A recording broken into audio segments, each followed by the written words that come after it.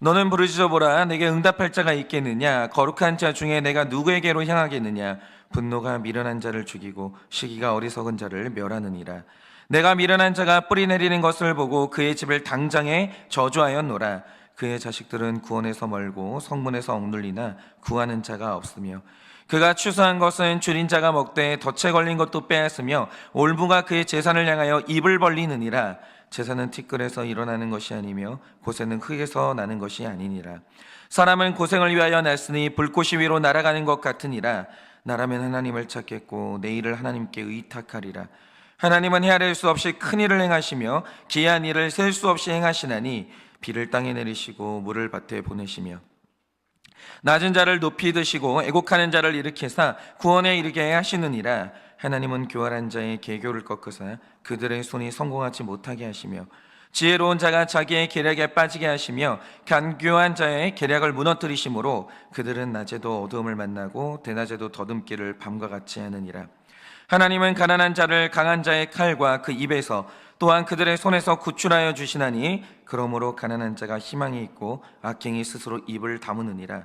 볼지어다 하나님께 징계를 받는 자에게는 복이 있나니, 그런즉 너는 전능자의 징계를 업신여기지 말지니라. 하나님은 아프게 하시다가 싸매시며 상하게 하시다가 그의 손으로 고치시나니, 6가지 환난에서 너를 구원하시며 7가지 환난이라도 그 재앙이 내게 미치지 않게 하시며, 기근의 때의 죽음에서 전쟁의 때의 칼의 위협에서 너를 구원하시를 터인지, 내가 혀의 채찍을 피하여 숨을 수가 있고 멸망이 올 때도 두려워하지 아니할 것이라. 너는 멸망과 기근을 비웃으며 들짐승을 두려워하지 말라. 들에 있는 돌이 너와 언약을 맺겠고 들짐승이 너와 화목하게 살 것이니라. 내가 내 장막에 평안함을 알고 내 우리를 살펴도 잃을 것이 없을 것이며, 내 자손이 많아지며 내 후손의 땅에 풀과 같이 될 줄을 내가 알 것이라. 내가 장수하다가 무덤에 이르리니 마치 곡식단을 제때에 들어올림 같으니라. 다 같이 읽겠습니다. 볼지어다 우리가 연구한 바가 이와 같으니 너는 들어보라. 그러면 내가 알리라. 아멘. 기도하겠습니다. 주님, 오늘 이 아침에도 우리에게 계속 거룩의 높은 수준으로 들어오라고, 더욱더 계시의 깊은 수준으로 들어오라고 이 욥기를 통해 우리를 초청하시는 그 하나님의 음성을 듣습니다. 주님, 우리는 앞으로 나가야 합니다. 우리는 더 위로 올라갈 수밖에 없습니다. 우리는 더 깊은 곳으로 들어가야만 하는 것입니다. 우리가 있는 자리가 아무리 편안할지라도, 아무리 익숙할지라도 우리는 거기에 머물 수 없는 것입니다. 우리가 거기에서 아무리 아름다운 하나님의 형상을 봤다 할지라도 우리는 여기가 좋사오니 장막을 칠 수는 없는 것입니다. 주님, 오늘 우리의 모든 한계를 깨고 다시 한번 주님께로 나아가 더 깊은 계시의 영역으로 들어가기를 원하오니, 주여 오늘 우리의 모든 생각이 깨지게 하여 주시고 이젠 한 발자국 앞으로 나가는 이 아침이 될 수 있도록 은혜를 허락하여 주시옵소서. 주님, 말씀하시면 듣겠습니다. 말씀하여 주시옵소서. 예수님의 이름으로 기도드립니다. 아멘. 네, 제가 오늘 이제 말씀을 나누면서 초반에 하나 드리고 싶은 질문이 있는데, 우리는 그리스도인이잖아요. 계시의 사람이고, 그러면 우리가 추구하고 살아야 될 최고의 가치는 뭐인 것 같으세요? 뭐가 우리 인생에 목숨 걸어야 될 최고의 가치관일까요? 오늘 우리가 그걸 얘기하려고 하는데요.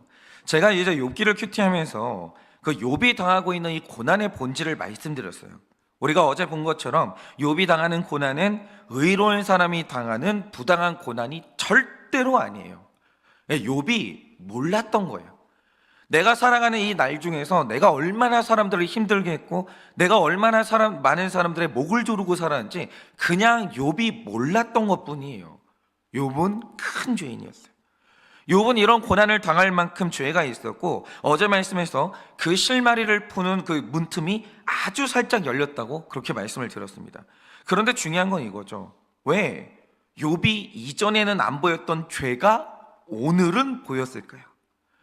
왜 욥은 똑같은 방식으로 살아왔는데 어제는 그 방식으로 평안을 누렸지만 오늘은 똑같은 방식인데 고난을 겪고 있을까요? 그건 욥이 새로운 죄를 짓거나 어제보다 오늘 더 타락해서 그런 게 아니고요, 그가 머물고 있었던, 하나님이 그를 봐줬던 신명기의 수준이 깨졌기 때문이고, 어제보다 오늘 하나님이 그에게 더 높은 수준의 거룩을 요구하기 때문이에요. 그러니까 어제는 안 보였던 죄가 오늘은 새롭게 보이는 것이고, 어제와 오늘 나의 삶이 똑같은데 어제는 하나님이 나의 삶을 받으시고 오늘은 하나님이 나의 삶을 안 받으시는 거예요. 수준이 어제보다 내가 더 높아졌거든요. 그런데 제가 신명기적 세계관이 깨져야 된다는 말씀을 드렸는데 이걸 오해하시는 분들이 있다고요. 여러분, 이 말은요, 구약 성경은 의미가 없다 이런 뜻이 아닙니다. 예를 들어서 지금 대학을 다니는 학생 중에서 덧셈 뺄셈을 배우겠다고 500만 원 가까이 되는 등록금을 거기다 쏟는 20대가 누가 했어요? 없죠. 대학생에게 덧셈 뺄셈은요, 아예 이제는 배울 필요가 없는 옛날 수준의 학문인 거예요. 이걸 뭐 시간을 낭비할 필요가 없는 거죠. 이제 이걸 배우려고. 그런데 중요한 건 이겁니다. 우리가 덧셈 뺄셈이 지금은 의미가 없다 할지라도 이 덧셈 뺄셈을 건너뛰고 곱셈 나눗셈으로 넘어갈 수 있었냐? 없죠. 그리고 우리가 이것을 너무나 기본적인 옛 학문으로 여기지만 우리 삶에 지금도 덧셈과 뺄셈은 계속 공기처럼 쓰이고 있거든요. 마찬가지로 욥에게 있어서 신명기는요, 결별해야만 하는 옛 질서고 수준이 낮은 신앙인 건 맞아요. 그러나 신명기를 건너뛰고 여호수아서로 들어갈 수 있냐? 못 들어갑니다. 약속의 땅은요, 신명기를 마스터해야 되는 거예요. 신명기가 없이 약속의 땅으로 못 들어가는 거예요. 또 구약 시대를 건너뛰고 바로 복음의 시대로 들어갈 수 있냐라고 하면 그거는 불가능한 거예요. 안 되는 거죠. 우리는 누구라도 순서를 지키시는 하나님의 질서 안에서 살고 있기 때문에 반드시 신명기라는 과정을 통과해야 여호수아서로 들어갈 수 있기 때문에 신명기는 의미가 있는 것이고 오늘날도 우리는 신명기 말씀을 배워야 되는 거예요. 그리고 신약시대를 살아가는 오늘날에도 신명기 말씀의 기본적인 원리는 우리 신앙생활의 공기처럼 계속 흐르고 있는 거예요. 신명기는 버려야 될 책이 아니에요. 이건 여전히 배워야 돼요. 그런데 제가 이 신명기적인 수준이 깨져야 된다, 신명기적인 세계관은 깨져야 된다 라고 할 때 이 말 뜻이 뭐겠습니까? 여러분, 사람이 대한민국에 태어났으면 최소한 고등학교까지는 교육을 받아야 되는 의무가 있거든요. 그래서 때마다 배워야 될 과정을 소화하고 이제는 더 어려운 다음 과정으로 넘어가야 되는 것은 그 의무예요. 언제까지 초등학교 수준에서 배우고 있을 거예요? 그거 편하죠. 그런데 미안하지만 거기서 우리는 머물 수가 없어요. 우리 인생이라는 것은 어쩔 수 없이 이제 그거 접고 좀 더 어려운 다음 과정으로 넘어가야 되는 거예요. 마찬가지로 하나님께 택함받은 모든 그리스도인들은 성화가 의무예요. 여러분이 택함 받았으면, 이 구속사의 흐름에 올라타셨으면 성화는 선택 아닙니다. 성화는 의무예요. 여러분, 구속사는 앞으로 진행되고 있는 이 과정이거든요. 우리의 삶도요, 앞으로 나아가야 되는 거예요. 위로 올라가야 되는 거예요. 아래로 깊어져야 되는 거예요. 이거는 선택사항이 아니에요. 의무예요. 그래서 시간이 갈수록 더 높고 더 깊은 성화의 영역, 계시의 영역으로 들어가야 되는 거죠. 이런 의미에서 신명기는 우리가 반드시 배워야 되는 계시지만 우리는 이제 거기에는 영원히 머물 수는 없는 거예요. 율법 배워야 되죠. 율법주의에 계속 머물 수는 또 없는 거예요. 때가 되면 신명기를 벗어나서 이제 더 앞으로 나아가야 되는데 거기가 어디냐라는 거예요. 거기가 어디냐라는 거죠. 그러니까 이 구속사의 단계로 봤을 때 로마서와 신명기의 수준 차이라는 것은 하늘과 땅 차이인 것이고, 예수님을 직접 만났던 사도 바울의 입장에서 봤을 때 오늘 연설을 늘어놓고 있는 엘리바스의 수준이 너무 그 수준이 낮다라는 거죠. 그런데 여러분이 오늘 말씀을 쭉 읽어보시면 오늘 엘리바스가 수많은 말들을 하고 있는데 여기에 기록된 말씀 중에 틀린 말이 있냐라고 하면 없어요. 오히려 이 말에 여기에 기록된 표현들이 얼마나 아름답고 표현이 정확한 내용인지 오늘 엘리바스가 말하는 내용 중에서 우리가 진리로 받아들이고 배워야 될 내용들이 분명히 있습니다. 그런데 제가 말씀드린 게 뭐냐, 이 말을 하고 있는 엘리바스의 수준이 낮다라는 거예요. 그러면 자 보세요. 엘리바스의 수준이 낮다라고 할 때 어떤 사람의 수준이 계시의 영역에서 수준이 낮고 신앙의 영역에서 수준이 낮다라고 할 때 그 낮은 수준은 어떤 모습으로 나타나는 것인가, 우리가 오늘 이것을 좀 묵상하려고 하는데요. 자, 먼저 우리가 1절에서 7절 말씀을 쭉 이제 볼 텐데 여러분이 한번 이 말씀을 한번 읽어보세요. 나중에 지금 못 읽어보셨으면 시간 나실 때 다시 한번 읽어보세요. 그런데 읽어보시면, 진지하게 읽으면 어떤 느낌이 드냐면, 일단 엘리바스가 말하고 있는 이 내용을 읽어보면 너무 정확해요. 너무 날카로워요. 그래서 이게 말씀이 무슨 회 써는 칼 같다는 느낌이 드는 거예요. 그런데 너무 무서운 게 뭐냐면, 엘리바스가 이렇게 날카로운 말씀을 갈아 놓은 것은 좋아요. 하나님의 말씀은 살아있고 운동력이 있어 날카로운 검과 같죠. 거기까지 좋아요. 근데 이거를 욥의 심장에 거침없이 푹 찔러버린 거예요. 푹. 그러니까 여러분, 오늘 말씀의 내용 보면 이게 섬뜩해요. 얼마나 무서운지 한번 들어보세요. 욥이 처음에 고난을 당했을 때 신명기적으로 생각하는 친구들이 옆에 모였거든요. 그리고 7일 동안 아무 말을 안 해요. 가만히 침묵하고 욥의 옆에 가만히 있어요. 그런데 7일 동안 친구들이 침묵했던 이유가 뭡니까? 욥의 입에서 듣고 싶었던 말이 있었어요. 그걸 기다렸어요. 어떤 말이냐? 친구들이요, 사실 나는 너희들에게 고백하지 못했지만 이런 죄를 지었기 때문에 오늘 이 고난을 당했어. 그러니 하나님 앞에서 납작 엎드려 순종하게 회개한다. 이런 말을 듣기 원했고 7일 동안 침묵하면서 이걸 기다렸어요. 그러니까 말씀에 순종하면 복을 받고 불순종하면 벌 받는 신명기의 사고방식에 의하면 욥은 반드시 이 고난 가운데서 이 말을 해야 되는 거예요. 그게 공식이죠. 그리고 욥이 사람들한테 그걸 요구하고 다녔어요. 너 오늘 고난이 온 거 보니까 분명히 지은 죄가 있는데 말해 실토해. 그리고 어떤 사람이 죄를 고백하면 그렇지 네가 이런 죄가 있는 거지. 욥이 이러고 다녔다고. 욥이. 그러니까 친구들이 욥이 늘 그랬던 것처럼 욥도 오늘 고백하기를 원하는 거예요. 그런데 욥이 침묵하다가 7일 만에 입을 열고 하는 말이 뭡니까? 해야 되는 회개를 안 하는 거예요. 억울하다 그러면서 차라리 태어나지 말걸. 나는 지금 어머니 뱃속에서 낙태당하고 세상의 고난을 경험하지 못하는 이 아이들이 부럽다, 이런 말 하는 거예요.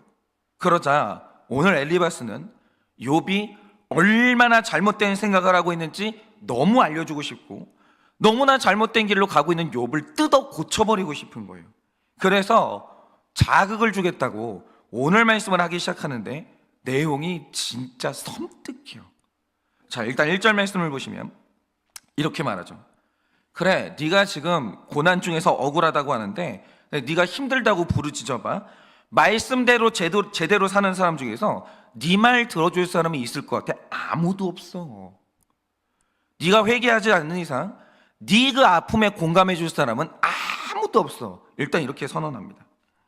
그리고 3절을 보시면 내가 미련한 자의 뿌리 내리는 것을 보고 그의 집을 당장 저주했다고 하는데, 여기에서 미련한 자의 뿌리 내리는 것의 뜻은 회개하지 않고 있는 욥의 태도를 의미하는 거예요. 근데 말하는 게 뭐냐면, 네가 그 태도를 계속 고집하면 나는 너희 집을 향해서 계속 저주하겠다는 거예요. 계속. 네 집이 더 큰 고난을 당하도록, 네가 실토할 때까지 고난 당하도록 내가 네 인생에 저주를 내리겠다는 거예요. 근데 집에 대해 저주를 내리겠다는 것은 네가 살고 있는 모든 사람들이 고통받도록 저주를 내리겠다는 거죠. 그리고 4절이 가장 잔인한데, 지금 욥이라는 사람은요, 하루아침에 자식 10명을 먼저 보낸 세상에서 제일 불행한 아버지예요. 그런데 자식 죽었는데 지금 이 자식이 죽은 아버지한테 하는 말이 뭐냐? 내가 가만히 네 태도를 보니까 죽은 네 자식들은 구원을 못 받은 것 같아. 그리고 네가 회개할 줄 모르는 아버지니까 네 아들들이 건물에 깔려 죽을 때 그때 구해주는 사람이 없었던 거야. 말씀 뜻이 진짜 딱 이거예요. 네가 회개를 안 하니까 네 아들들이 깔려 죽을 때 구해주는 사람이 그래서 없었던 거야. 오늘 네 아들들이 구원받지 못하고 저주받아 죽은 것은 네가 죄를 지어서 그런 거야. 회개 안 하니까 너 때문에 네 자식들이 죽은 거야. 이 말을 해요. 가만히 보면요, 엘리바스가 말로 사람의 가슴을 후벼 파면서 두려운 게 없어요. 겁이 없어요. 그런데 여러분, 사람이요, 누군가를 향해서 이런 식으로 거침없이 정죄를 하고 저주를 할 수 있는 이유가 뭐라고 생각하십니까? 이 말씀을 보면 너무 명확하게 드러나는 게 있는데, 엘리바스는 확실하게 믿길 세상에서 가장 중요한 가치, 목숨 걸고 지켜야 되는 가치는 정의로움이라고 생각을 하는 거예요. 사람이 말씀에 순종하면 복을 받는 게 정의로움이고, 불순종하면 반드시 벌을 받아야 되는 게 정의로움인데 어떤 경우에도 이 법은 지켜져야만 하고 못 지키는 사람에 대해서 소위 봐주면 안 된다는 거예요. 그러면 세상 질서 다 무너진다는 거죠. 절대로 봐주면 안 된다는 거예요. 칼날같이 추상같이 이 법이 지켜져야 된다는 거죠. 그런데 가만히 보면 엘리바스가 이렇게 욥을 정죄하면서 자신만만하거든요. 정의가 모든 사람에게 실현돼야 된다. 오늘 욥이 이 정의가 실현되지 않으면 나는 살 수가 없다 자신만만하거든요. 그러면 이렇게 자신만만한 이유가 뭐겠습니까? 나는 지금까지 정의로움을 지키고 살았는데 앞으로도 그렇게 살 자신이 있는 거예요. 나는 내 눈앞에 있는 욥처럼 실패하지 않을 자신이 있는 것이고, 만약 내가 죄를 지어서 욥처럼 벌을 받으면 나는 죽고 말겠다는 거예요. 변명하지 않고 나는 욥과 다르게 철저하게 회개를 하겠다는 거예요. 그런 자신이 있는 거예요. 정의롭게 살 자신이 있는 거죠. 그러니까 지금 엘리바스가 두려움도 없고 거침없이 욥을 정죄하는데, 이 정죄가 나오는 근본적인 이유는 내가 의롭게 살아왔고 앞으로도 그렇게 살 자신이 있다는 이 자신감이에요. 자신감이 있는 사람들은요, 무서워요. 의로움에 대한 자신감이 있는 사람은요, 비난을요 서슴없이 해요. 정말 무서워요. 정말. 그러니까 만약에 제가 예를 들어서 이런 거죠. 나는 깨끗한 목사야, 나는 정의로운 목사야, 만약 자신감이 있다라고 하죠. 그런데 만약에 어떤 목사님이 신문을 봤더니 성 문제로 돈 문제로 넘어졌어요. 강단에서 욕을 하는 거예요. 그런 썩어빠진 목사들은 다 하나님이 이 세상에서 쓸어버려야 된다고. 세상에 그딴 게 어떻게 목사냐고. 그런 것들은 목사하면 안 된다고 제가 강단에서 막 외치는 거예요. 그런데 겁도 없이 그렇게 외칠 수 있는 이유가 뭐냐? 100% 나 자신에 대한 확신이 있는 거예요. 나는 여자 문제 자유롭지, 나는 돈 문제 자유롭지. 그건 목사도 아닌 거야. 어디 목사가 돈 욕심을 해? 어디 목사 안에서 부당한 성욕이 일어나? 이게 있잖아요. 자신감이 없으면 이런 태도는 안 나와요. 그런데 자기 의에 대한 자신감이 있으니까 정의로움이 1번의 가치관이 되는 거예요. 그런데 바로 이게 정의로움이 내 인생의 1번의 가치관이라는 게 수준이 낮다는 강력한 증거인 거죠. 왜냐? 제가 지금까지 말씀드린 것처럼 엘리바스는 신명기적인 가치관을 가진 사람이거든요. 그런데 여러분 보세요. 신명기 말씀에서 처음으로 하나님의 율법이 선포가 되는데 이 맥락에서 선포가 되는데 신명기 말씀은 언제 선포됐어요? 여러분 성경에서 이스라엘 백성들이 신명기 말씀을 받았던 장소가 어디입니까? 그 광야예요. 광야에서 율법을 처음 받았다는 거죠. 그런데 여러분이 한번 십계명을 생각을 해보세요. 이 백성이 지금 광야에 살고 있는데 1계명처럼 나 외에는 다른 신을 내게 두지 말라라는 말을 광야에서 지키는 게 어려워요? 아니요. 광야에 눈 돌릴 신이 어디 있어요? 아무것도 없는 광야에. 아니 광야에서 하나님만 섬기라는 말씀 지키는 게 뭐가 어려워요? 오히려 광야는요, 하나님만 바라볼 수밖에 없는 환경이에요. 환경이 좋으니까 하나님만 바라봤지 믿음이 좋아서 하나님을 바라본 게 아니라고요. 그리고 제 4계명처럼 광야에서 안식일을 지키래요. 이게 어려워요? 아니 광야에서 안식일을 지키는 게 어렵냐고요. 여러분 광야에서 이들이 농사를 지어요. 장사를 해요. 하는 일이라고는 40년 동안 같은 자리를 뱅글뱅글 도는 건데 이 환경에서 안식일을 지키는 게 뭐가 힘드냐고요. 하나도 안 힘들어요. 하나도. 여러분 주일학교 학생이 안식일 지키는 게 뭐가 힘들어요? 뭐가 힘들어요? 하나도 안 힘들지. 아니 안식일을 지켜도요, 나 먹여 살려주는 부모가 있는 사람들은요, 안식일 지키는 게 하나도 안 어려워요. 되게 쉬워요. 그런데 이들이 여호수아서로 넘어가면서 땅이 생깁니다. 재산이 생겨요. 농사를 짓는 만큼 재산이 불어납니다. 장사를 하는 만큼 먹을 게 늘어나요. 그러면 이때도 하나님만 바라보는 게 쉬울까요? 주변에 딱 들어가니까 이방 민족들이 되게 많고 거기서 신들을 섬기고 있는 거예요. 그 사람들하고 거래를 안 하면 내가 먹고 살 길이 없는 거예요. 근데 그 사람들이 요구하는 게 뭐냐? 우리 이게 불교 사당에 와가지고 한 번만 좀 그 법당에 이렇게 참석해봐. 그럼 내가 100억 거래해 줄게. 하나 여쭤볼게요. 이때 주님만 바라보는 거 쉬울까요? 또 광야와는 달리 가나안 땅에서는 하루 더 일하면 수입이 달라지는데 이 수입 내려놓고 안식일 지키는 거 쉬운 문제일까요? 그리고 이제 왕정 시대로 넘어오면 국가 간에 전쟁을 해야 되는데 살인하지 말라, 이 계명 지키는 게 쉬울까요? 아니에요. 여러분, 광야 시대 때는요, 율법 지키는 거 하나도 안 어려워요. 그런데 광야 시대, 신명기 시대를 벗어나서 가진 게 많아지면 많아질수록 이제 율법 지키는 게 점점 힘들어져요. 이 구속사가 진행될수록. 예를 들어서 싱글일 때는 직장 때려치는 게 어렵습니까? 쉬워요. 왜입니까? 책임져야 될 자녀도 없고 직장이 없는 불이익을 당할 때 나 혼자 당하는 건데 사표 내는 게 뭐가 힘들어요? 싱글일 때는요, 자존심 지키고, 자존심 상해, 오늘부터 안 나와. 쉬워요. 됐다 쉬워요. 그런데 총각액대를 넘어서서 내가 인생이 발전했어요. 가정이 생겼어요. 내가 길러야만 하는 자녀가 생깁니다. 사표 내는 게 쉬울까요? 이 환경에서 사표 한번 낼 때 수많은 생각을 해야 되고, 그러다가 결국 수많은 가장들은 자존심 구겨버리고 내 꿈도 내려놓고 그 회사 계속 다니는 거예요. 어려워요.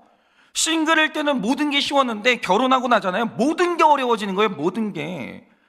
아니, 결혼 안 한 여자친구랑 헤어지는 게 뭐가 힘들어요? 오늘부터 그냥 카톡으로 오늘부터 너와 나는 끝. 쉽죠. 결혼해봐요. 이혼하는 게 쉽나? 이혼했을 때 내가 당해야 되는 수많은 일들, 내 부모님들이 상처받는 거 얼마나 힘든 줄 아십니까? 어려워지는 거예요. 수준이 높아질수록. 그래서 율법을 놓고 가장 자신감이 있을 때가 언제냐? 율법 가장 처음 받은 광야 시절이에요. 수준 낮을 때. 그런데 구속사가 진행되면 진행될수록, 가진 게 많아지면 많아질수록 이스라엘 백성들이 역사 속에서 이 구속사가 진행될 때 경험하는 게 뭡니까? 이깟 율법 쉽게 지킬 수 있을 것 같아서. 뭐가 어려워? 아니, 하나님만 바라보는 게 뭐가 어려워? 아니, 한 여자 한 남자와 같이 사는 게 뭐가 어려워? 안식일 지키는 게 뭐가 어려워? 이깟 율법 쉽게 지킬 수 있는 줄 알았어요. 그런데 살면 살수록 안 되는 거예요. 그 심지어 말씀을 못 지키다가 왕정시대로 넘어가잖아요. 나라가 망해요. 율법 못 지켜서. 그러면서 구약의 끝으로 이 계시가 진행됐을 때 이스라엘 백성들이 율법에 대해서 마침내 가졌던 태도가 뭐냐? 나는 율법 지키는 게 불가능하다. 이 절망으로 끝나는 게 말라기서예요. 구약 시대가 증명하는 게 뭐냐? 광야 시대 때는 이깟 율법 지킬 수 있다, 이 자신감이에요. 그렇게 시작해요. 말라기로 넘어가잖아요. 율법 지키는 건 불가능하다. 이렇게 딱 끝나는 거예요. 그리고 이 절망감의 끝에서 만약 우리를 통치하시는 하나님 나라에서 정의로움이 가치관의 1순위면 이스라엘은 칼로 망한 다음에 전원 다 지옥 떨어져야 돼요. 전원 다. 그러니까 만약에 하나님이 정의로운 하나님이면, 하나님의 그 가치관의 1순위가 정의로움이면, 구약 시대에 이 기록을 한 이유가 뭐냐면 이거예요. 내가 너를 지옥 보내는 이유가 이거야. 그 명분을 쌓으려고 하나님이 구약 성경을 기록하는 거라고요. 그런데 이 절망, 이 말라기라는 절망의 끝에서 너무 놀라운 일이 일어나는 거예요. 그게 뭡니까? 하나님이 정의로운 일을 안 하기 시작해요. 너무 정의롭지 못한 일을 하는 거예요. 그게 뭐냐? 율법 지키는데 실패한 내가 침뱉음을 당하고 매를 맞는 게 신명기가 말하는 추상적인 법이에요. 너 죄 지었어? 죽어야지. 욥, 너 죄 지었어? 죽어야지. 이게 신명기가 말하는 추상적인 법이라고요. 근데 갑자기 예수가 나타나는 거예요. 너무 정의롭지 않은 일들이 벌어지는 거예요. 그게 뭐냐? 내가 죄 지었으면 내가 침뱉음을 당해야 되거든요. 갑자기 예수가 내 앞을 막아서더니 그가 나 대신 침뱉음을 맞는 거예요. 나 대신 매를 맞는 거예요. 죄를 내가 지었으면 내가 십자가에 달려 죽어야 되는데 예수가 갑자기 못을 박히더니 나 대신 죽어버리는 거예요. 그런데 그가 죽으니까 내가 용서받는 거예요. 구원받는 거예요. 여러분, 하나 여쭤볼게요. 이 구속사의 결론이 정당해요? 이게 정의예요? 만약 우리가 정의와 원칙을 최고의 가치로 여긴다라고 할 때 이 세상에서 가장 정의롭지 못한 일이 뭔가? 여러분과 제가 구원받는 게 세상에서 제일 정의롭지 못한 일이에요. 무슨 자격으로 구원을 받아요? 그러니까 죄인인 내가 오늘 구원받았다는 건 이치에도 맞지 않는 일이고 정의롭지 못하다고요. 신명기적 가치관에 의하면 이건 말이 안 되는 거예요. 만약 우리가 살고 있는 이 시대에 엘리바스가 살아있었다면 율법을 지키는데 실패한 우리가 은혜로 구원받는 이 은혜로 구원받는 광경을 보면서 길길이 날뛰었을 거예요. 이딴 게 어디 있냐고. 세상에 이런 법이 어디 있냐고. 이건 있을 수 없는 일이라고 하면서 길길이 날뛰었을 게 분명해요. 그런데 이 구속사의 가장 수준 높은 결론이 뭡니까? 죄 지은 사람은 저주받고 의로울 사람이 복을 받는 원칙이 아니고요, 죄 없는 예수님이 우리 대신 벌받고 죄 지은 사람이 용서받는 것. 죄 없는 예수님이 나 대신 죽고 죄인은 내가 살아나는 것. 이걸 구속사에서는 은혜라고 불러요. 이 은혜가 가장 수준 높은 결론이고 이게 최고의 계시라는 거예요. 여러분, 한 가정에 최고의 가치관이 정의라고 하죠. 지탱할 수 있는 가정이 있을 것 같으십니까? 없어요. 가정이 정의롭잖아요. 남편이 죄를 짓든 아내가 죄를 짓든 둘 중 하나가 죄를 지으면요, 그거는 이혼해야 돼요. 방법이 없는 거예요. 그런데 오늘도 우리의 가정들이, 우리가 오늘도 살아나고 이 가정이 유지되는 유일한 방법이 뭔지 아십니까? 이 가정이 최고의 계시의 결론이 나야 되는데 너와 내가 은혜가 아니면 봐주지 않으면 우리는 살 수 없다는 이 최고의 깨달음을 깨달아야 되는 거예요. 여러분, 사람이요, 성적으로 넘어져요. 돈 욕심에 넘어져요. 내가 만난 그 사람이 정의롭지 않아요. 그래서 좀 봐주세요. 실수 좀 하잖아요. 좀 봐주세요. 그 은혜 없으면 오늘도 우리는요, 이 가정이 지탱이 안 되는 거예요. 그런데 오늘 엘리바스가 말하는 게 뭡니까? 오늘 욥이 고난당했다는 건 죄를 지었다는 뜻인데 사람이 죄를 지었으면 혼이 나야지, 죽어야지. 죄가 생각이 안 나? 그럼 죽어. 이게 엘리바스가 말하는 정의예요. 근데 여기까지는 좋아요. 회개 안 한다? 이런 죄인은 봐주면 안 된다. 지금 엘리바스 안 봐주는 거예요. 끝까지 회개를 안 하네? 독서를 퍼붓기 시작하는데 오늘 네 자식이 죽은 이유가 뭔지 알아? 네 태도를 보니까 오늘 네 자식이 왜 죽었는지 내가 알 것 같아. 일말의 자비가 없는 거예요. 말에 안 봐주는 거야. 안 봐줘. 독서를 쏟아내는 거예요. 근데 그것도 아까운 거예요.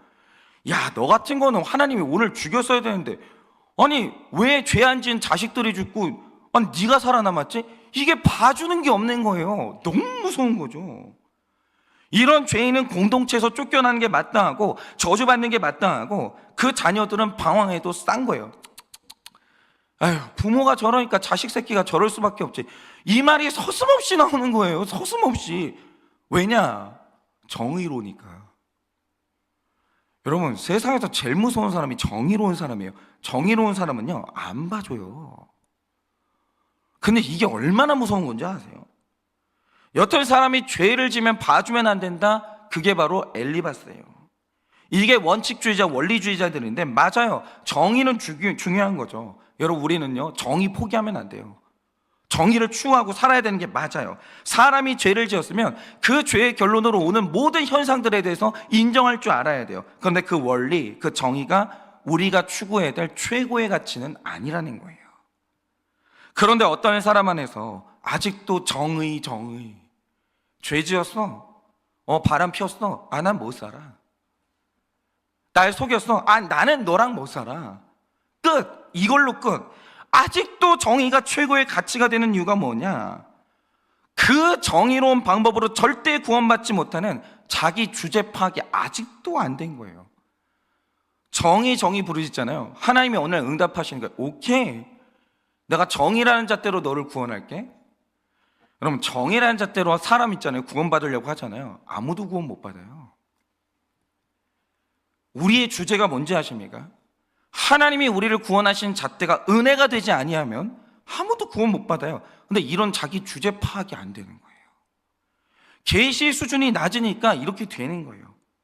그런데 사람의 수준이 높아지면 남을 죽였던 그 율법에 곧 나도 죽어야 된다는 사실을 깨닫게 되는 거예요. 나중에 이 욥기 마지막에 가면요, 하나님이 엘리바스에게 옳지 않다라고 말해요. 정의 좋지, 네 말 다 맞아. 근데 그 정의로 너도 구원 못 받아. 이걸 나중에 엘리바스가 깨달아요. 그 고개를 숙입니다. 그런데 여기에서 수준이 높아지면 그 끝에서 얻게 되는 최고의 깨달음이 뭐냐? 예수가 나 대신 죽고 내가 사는 이 정의롭지 못한 게 구원이라는 걸 그때 깨닫게 되는 거예요. 그러니까 사도 바울이 수준이 낮을 때는 살기가 등등해가지고 정의와 원칙을 부르짖었는데, 그가 성숙하여져서 죽을 때 마지막으로 외친 게 뭡니까? 사도 바울의 결론은 은혜예요. 여러분, 로마서에서 사도 바울이 은혜라는 단어를 20번이나 외칩니다.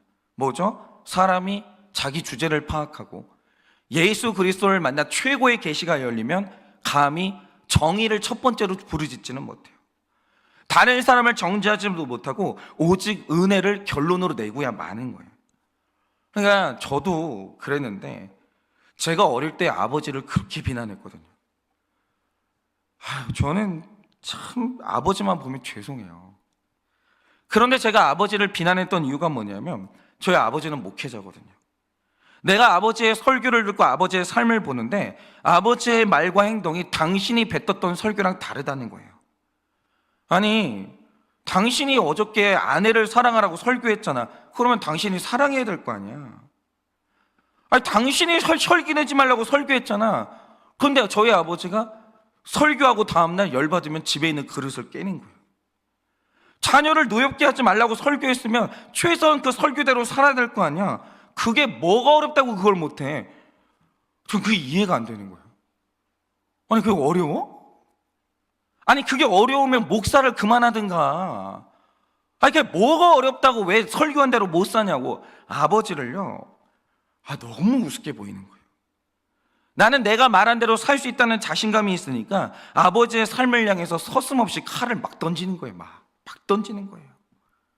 겁도 없이 정죄를 하는 거죠. 그러다가 하나님의 징계를 받아서 제가 목사가 됐어요. 그러니까 제가 목사가 된 건 제가 살아온 지난날의 삶에 대해서 하나님이 징계하시는 거예요. 저는 지금 징계를 받는 중이지 무슨 하나님 앞에 신실하게 사명을 감당하고, 주제 파악이 그렇게 안 되면 안 되는 거예요. 무슨 숭고한 무슨 사명 감당이에요. 아니고, 지난 살아온 삶에 대해서 하나님이 제 죄를 물으시려고 이 목사직을 감당하게 하시는 거예요. 그리고 제가 설교를 하게 됐거든요. 근데 설교를 하다 보니까 경험하는 게 뭐냐, 설교하는데 설교한 대로 못 살겠는 거예요. 심지어 제가 봤던 우리 아버지는 최소한 자기가 설교를 했으면 설교한 대로 절반은 살아보려고 노력을 했고 진짜 발버둥을 쳤어요. 근데 저는 그것도 못하는 거예요. 반의 반도 못 사는 거예요. 내가 했던 약속을 지키고 내가 설교한 대로 살아간다는 게 이렇게 어려운 건지, 내가 우리 아버지보다 수준 낮은 목사라는 걸 이제 깨달은 거예요. 그리고 이제 와서 깨달은 게 뭐냐, 내가 지난날 겁도 없이 아버지를 비난했던 이유가 뭐겠습니까? 내가 말씀을 살아본 적이 없는 거예요. 근데 우리 아버지는 생각해보니까 남을 비난하는 적이 없는 거예요. 왜냐? 말씀을 살아보니까 안 되는 자기 주제를 깨달은 거예요. 아버지 수준하고 내 수준하고 이렇게 차이가 나니까 나는 아버지를 비난하는데, 그런 나를 보면서 아버지는요, 그래 살아봐라, 근데 내가 할 말은 없다, 이러는 거예요. 그런데 이제 말씀을 놓고 살아보니까, 살아보면 살아볼수록 마지막에 이르는 결론이 뭡니까? 아버지한테 죄송하고 하나님께 면목이 없어서 은혜만 구하는 거예요. 하나님 죄송해요, 은혜를 주세요. 목회도 은혜가 없으면 못하겠고, 구원도 은혜가 없으면 못 받겠고, 가정도 은혜가 없으면 못 지키겠는 거예요. 이게 하나님이 구속사에서 내려오신 결론이고, 이게 바로 우리 구원의 결론인 거예요. 그래서 이 아침에 여러분께 여쭙고 싶은 게 있어요. 여러분 가정에 지금 여러분이 배우자에 대해서 요구하는 최고의 원리가 뭐예요? 최고의 가치가 뭡니까? 만약 원리와 원칙, 정의로움이 최고의 원칙이라면 지금 여러분들은 미친 듯이 상대방을 비난하고 계실 거예요. 목사 비난하고, 우리 목자 비난하고, 옆에 있는 장로님, 권사님, 그 집사님들 비난하고, 내 남편, 내 아내 미친 듯이 미워하고 비난하고 계실 거예요. 그리고 나는 그대로 살 수 없어서 스스로 자책하고 계실 텐데, 과연 그 비난이 수준이 높아서 나오는 비난이라는 거죠. 아니요. 수준이 낮으니까, 자기 주제 파악이 안 되니까 여러분은 지금 비난이 나오는 거예요. 수준 높은 사람, 사도 바울은요 비난 못해요. 계시가 다 열린 사람, 내 죄를 완전히 남김없이 본 사람은요 감히 누구 비난이 안 나오는 거예요. 여러분, 우리가 붙들어야 될 최고의 가치는 나 같은 죄인 살리실 예수님의 은혜밖에는 없는 거예요. 그게 깨달아지면 여러분은 계시가 다 열리신 거예요. 그러니 오늘 내 삶의 최고의 가치는 은혜인 것을 깨달아 모든 비난이 그쳐지고 내 옆에 있는 이 욥을 엘리바스처럼 비난하는 게 아니라 나는 그와 함께 울어주고 웃어주고 같이 품어주는 여러분 되시기를 예수님의 이름으로 축원합니다. 이 시간에 제가 기도하고 축도함으로 예배를 마치겠습니다. 기도하겠습니다. 주님,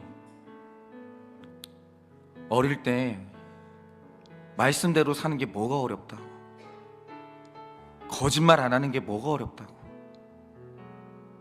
돈에 욕심 안 내는 게 뭐가 어렵다고, 그게 뭐가 어려워서 여기에 넘어지는 그 목사님들을 보면서 무시하고 정죄하고, 특히 제 아버지를 무시하고 살았던 무식한 죄인이 저입니다. 그런데 살아보니 그 음란에 넘어지는 죄인이 저이고, 그 물질에 넘어지는 죄인이 저이고, 말씀 지키는 것이 세상에서 제일 어려운 죄인이 저인 것이 이제서야 깨달아집니다. 주님, 부끄럽고 면목이 없지만 인정합니다. 은혜가 없으면 구원을 못 받습니다. 은혜가 없으면 저는 오늘 당장이라도 이 한일교에서 쫓겨나 유리하고 방황하는 인생이 될 수밖에 없습니다. 은혜가 없으면 제 아내는 저를 용서하지도 못하고, 저는 아내에게 비난받다가 이 가정이 깨져야 되는 죄인인 것입니다. 주님, 내 인생에 내 주제가 파악이 되고 은혜 아니고서는 살 수 없다는 최고의 계시가 열리게 하여 주셔서 누구를 만나도 함께 울고 웃어주고 함께 죄 고백하며 그렇게 품을 수 있는 제가 될 수 있도록 은혜를 허락하여 주시고, 우리 모든 성도님들이 될 수 있도록 은혜를 허락하여 주시옵소서. 지금은 우리 주 예수 그리스도의 은혜와 하나님 아버지의 그 크신 사랑과 성령님의 위로하시고 교통하여 주시는 그 역사하심, 오늘도 정의로움이 아니라 은혜가 최고인 것을 깨달아 은혜롭게 살아가기를 원하는 사랑하는 모든 주의 종들의 머리 위에 지금으로부터 영원 무궁토록 함께 있을지어다. 아멘.